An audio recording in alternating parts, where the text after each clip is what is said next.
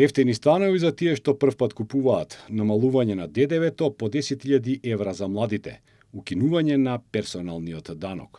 Многу е лесно да се даваат идеи кога сте во опозиција, но како после цели 7 години на власт не беше остварена ниту една од овие цели.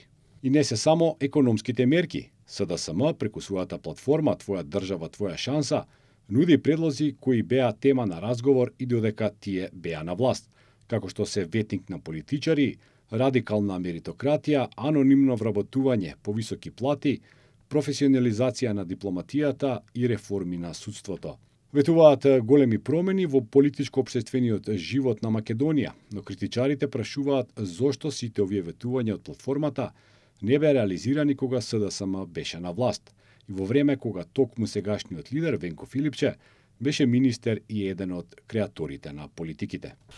СДСМ во овие 30 години, посебно во последните, речеме во периодот 7 години, мислам на Зоран Заев, беше во позиција да донесе значени, крупни реформски одлуки и да реши многу прашања кои останаа во целиот тој период нерешени.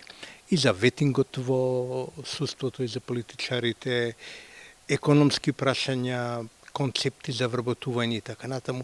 Сето тоа беше на маса во периодот кога СДСМ беше на власт.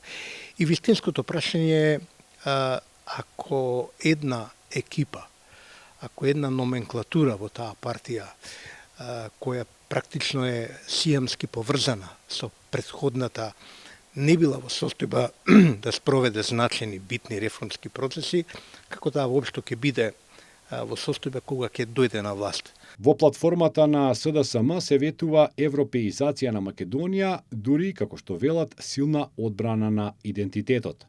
Прашање е како тоа ќе го спроведат ако се има предвид дека во моментов Филипче е еден од најгласните политичари во Македонија, кој упорно бара да се прифати бугарската уцена за ставање на бугарите во уставот. СДСМ е партија која во 2021 година гласаше за една собраниска декларација за позициите на Македонија во спорот со Бугарија и во евроатлантскиот процес. И во таа декларација СДСМ презеде обврски за почитување на историскиот континуитет на македонската нација, на идентитетот, за изворниот карактер на нацијата, за јазикот и така натаму. И ако се мисли на тоа, тогаш тоа е само една стара преземена обврска.